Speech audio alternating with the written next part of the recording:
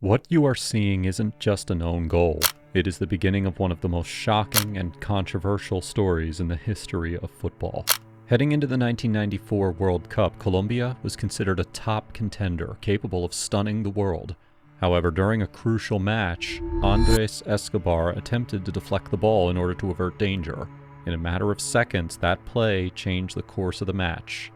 And, according to many, the course of his life as well. The events that followed sparked decades of questions, theories, and conflicting accounts that continue to divide opinion to this day. Was it really all down to that own goal? Or were there far more complex circumstances behind the story? Today, we will explore the facts, the context, and the details that forever define the name Andrés Escobar. This is the mystery of Andrés Escobar. Andrés Escobar was born on March 13, 1967 in Medellin, Colombia, into a middle-class family. He was the son of Dario Escobar, a prominent banker and sports promoter who created programs to help young people find an alternative to violence and street life through football. He grew up surrounded by values such as discipline, respect, and humility, principles that shaped his character throughout his life. Andrés had a brother, Santiago Escobar Sadariaga, who was also a professional footballer and later became a manager. They shared a passion for football and even played together at Atlético Nacional during parts of their careers. The two shared a very close bond, and Santiago has kept his brother's legacy alive since his passing. From a young age, Andrés displayed exceptional footballing talent. He played as a central defender and was known for his tactical intelligence, composure, and his ability to anticipate the play. Thanks to his elegance, leadership, and fair play, he earned the nickname the Gentleman of Football. He spent a large part of his career at Atlético Nacional, where he became a key figure for the club and played a pivotal role in winning the 1989 Copa Libertadores, the first title of its kind for a Colombian team.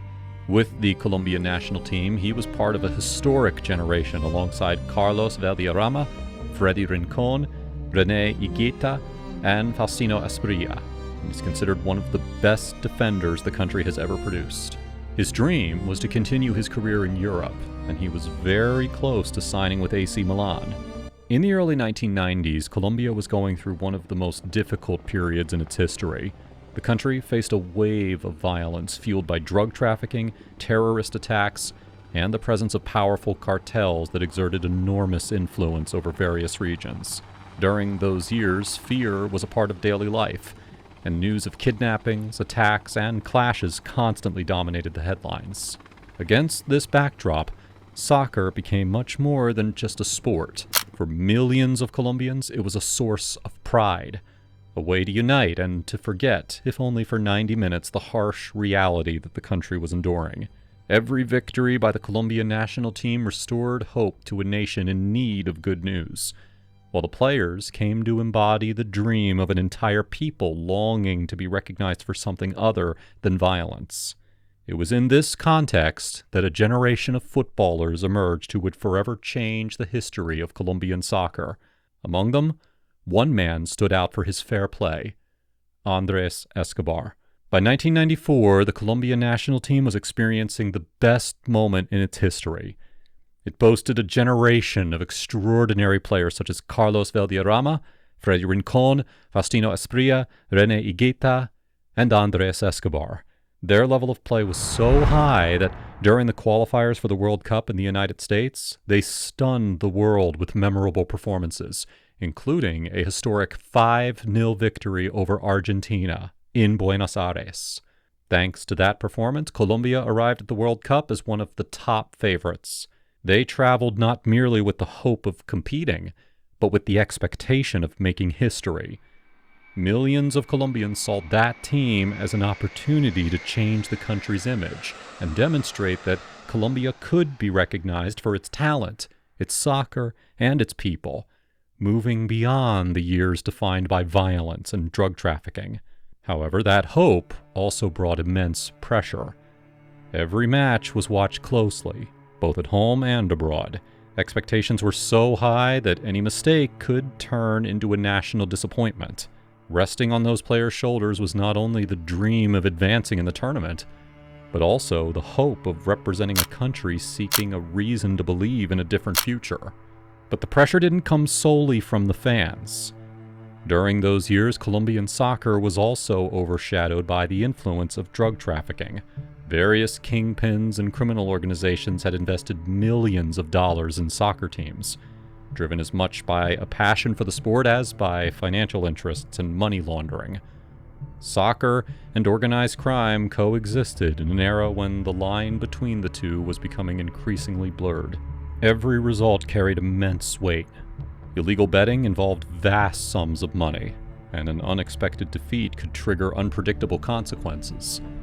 Players not only bore the weight of millions of fans' expectations, but also competed in an environment that was defined by intimidation, fear, and the interests of powerful figures. Unbeknownst to him, Andres Escobar was about to find himself at the center of a story that would transcend soccer, and one that, to this day, continues to raise questions about what really happened. At just 27 years old, Andres represented Colombia at the 1994 World Cup in the United States. He was a defensive leader. Andres Escobar had played his entire career as a central defender. By 1994, he was a star player for Atlético Nacional, the most significant club of his career, and a team that, throughout the 1980s and early 1990s, was mired in controversy due to the influence drug traffickers like Pablo Escobar exerted over Colombian soccer. He had made his debut with the Colombia national team in 1988, and over the years had become a defensive stalwart. By the 1994 World Cup, he was a key figure in the squad and a player that the coaching staff trusted implicitly. Expectations were sky high. Colombia arrived as one of the tournament favorites, and there was a sense that they could achieve something historic. The draw placed Colombia in Group A, alongside Romania, Switzerland, and the host nation, the United States. On paper, it seemed like a manageable group, but soccer often proves that even favorites can fall. On June 18, 1994, the long-awaited debut arrived. Colombia faced Romania, under pressure to start with a victory. However, the result shocked the world. They lost 3-1 and found themselves with their backs against the wall. 4 days later, on June 22nd, came a decisive match against the United States, a game that would end up changing the history of Colombian football forever. In their final group stage match, Colombia secured a 2-0 victory over Switzerland. However, their fate was no longer entirely in their own hands. Simultaneously, Romania defeated the United States 1-0, resulting in Colombia's elimination from the World Cup. In a matter of days, the team that had arrived as one of the tournament favorites found itself eliminated in the first round. The disappointment was immense, both for the players and for the millions of Colombians who had pinned all their hopes on that generation. After the elimination was confirmed, Andres Escobar spoke to the media. Although the atmosphere was heavy with sadness and frustration, he maintained the composure that always characterized him. When a journalist asked if the massive expectations surrounding the national team had affected the squad, he offered a reflection that, with the passage of time, would take on even deeper meaning. He said, quote, "That has no influence whatsoever because we haven't won anything in football yet. We want to keep achieving great things, playing with joy and bringing happiness to the people." Those were the words of a man who, even during one of the most difficult moments of his career, remained focused on proudly representing his country and on the future of Colombian football. No one imagined that this would be one of his final messages on camera. Que nos acompañó, pudieron ver una Colombia distinta. ¿Por qué pasó esto, hermano? ¿Ya usted tiene su teoría de la razón por la que Colombia fue eliminada del Mundial? Bueno, no sé, a veces uno no se explica. Before leaving the United States, Andres Escobar shared one last message filled with serenity and optimism. He acknowledged the disappointment of the elimination, but he also urged that Colombian football not come to a halt because of a single tournament, saying, quote, "We were just getting started in the World Cup. We wanted to surpass what we achieved at Italia '90, but it wasn't meant to be. Now we must move forward, keep working, and ensure Colombian football doesn't stagnate." While several national team players decided to stay in the United States for a few more days to rest and let the tension back home subside, Andres made a difficult choice. Despite the difficult atmosphere, he chose to return to Medellin to reunite with his family and resume the plans that he had made prior to the World Cup. His future seemed promising. His wedding was just 5 months away, and various media outlets at the time reported that he was on the verge of signing with AC Milan, one of Europe's top clubs. Everything suggested that, despite a difficult spell in his sporting career, he was about to take a major step forward. On July 2nd, 1994, 10 days after Colombia's elimination from the tournament, Andrés went out with friends to a nightclub in Medellin.